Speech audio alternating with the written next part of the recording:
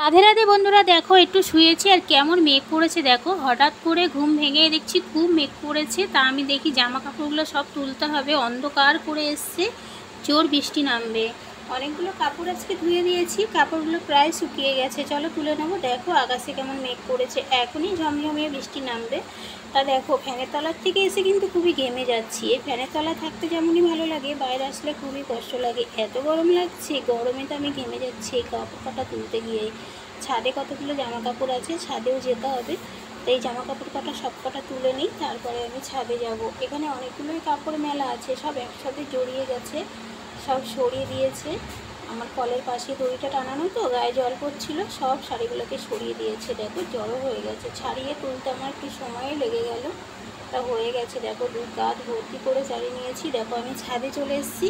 ছাদে একটা চরকা আছে, ঢাকা দিতে হবে, চরকাটা ভিজে নষ্ট হয়ে যাবে। দেখো আমার বাড়ির আশেপাশটা দেখেছো, এরকমই বাড়ির আশেপাশটা এরকম ঘন ঘন ঘর বাড়ি। আমার বাড়ির গায়ে গায়ে ঘর বাড়ি সব দেখা হচ্ছে পরে ভিডিও।